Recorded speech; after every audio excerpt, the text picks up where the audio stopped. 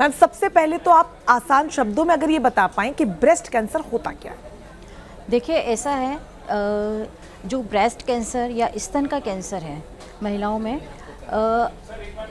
Overall अगर हम देखें भारतवर्ष में भी या आउट ऑफ इंडिया भी, breast cancer is the one of the most common cancer in the वूम।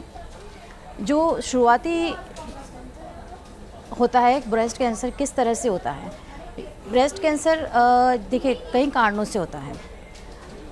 इसके मुख्य रिस्क फैक्टर्स जो होते हैं, जैसे कि जिन अविवाहित महिलाएं जैसे हैं उनमें बहुत ज़्यादा कैंसर होने का रिस्क बढ़ जाता है। कुछ महिलाएं जैसे कि ब्रेस्ट फीड नहीं करवा पा रही है किसी कारण से, उनमें भी ब्रेस्ट कैंसर होने के चांसेस बहुत ज़्यादा बढ़ जाते हैं।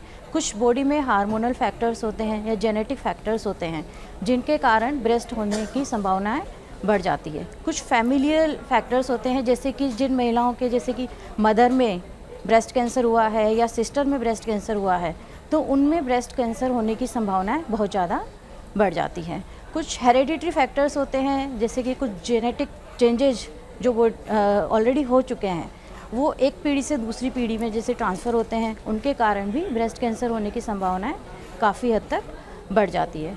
जैसे और आजकल अगर हम देखें कुछ अन्य रिस्क फैक्टर्स, जैसे कि एक तो ओबेसिटी, स्मोकिंग, इस तरह के कारण में भी ब्रेस्ट कैंसर होने की संभावनाएं बढ़ जाती हैं। जी बिल्कुल, लेकिन ऐसे में बहुत ज़्यादा इम्पोर्टेंट ये भी हो जाता है मैम कि इसकी अलग अलग कैटेगरीज को भी हम जानिए, कितने प्रकार के होते हैं?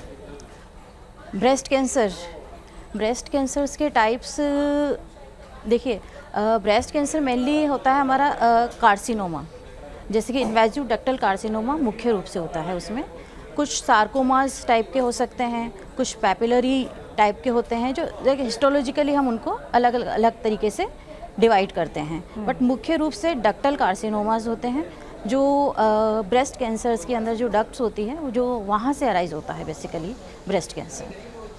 जी बिल्कुल, लेकिन जो कैंसर सेल्स ही होते हैं मैम, वो जाने इसलिए जाते हैं क्योंकि वो एक अंग से दूसरे अंग में फैल जाते हैं। जैसे लंग कैंसर में भी हम देखते हैं।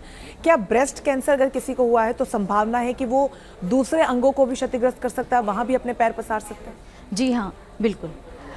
जो अर्ली स्टेज ब्रेस्ट कैंसर्स होते हैं वो लोकलाइज्ड आपको वहीं पर, जो अर्ली स्टेज में है जैसे कि स्टेज 1 स्टेज 2 तक होते हैं, तो आपका ब्रेस्ट कैंसर में जैसे गांठ आपको फील हो रही है। जैसे जैसे एडवांस स्टेज में बढ़ते हैं, तो जैसे स्टेज 3 है तो आपको बगल में गांठ फील होना शुरू हो जाती है, जिससे लिम्फेटिक स्प्रेड होता है। जब और एडवांस स्टेज में ब्रेस्ट कैंसर पहुंच जाता है तो वो आपके शरीर के किसी भी ऑर्गन को प्रभावित कर सकता है, जैसे कि लंग है, लीवर है, बोन्स हैं, ब्रेन है, स्किन, इवन काफ़ी बार होता रेयर है बट स्प्रेड हो सकता है, किसी भी ऑर्गन में स्प्रेड हो सकता है।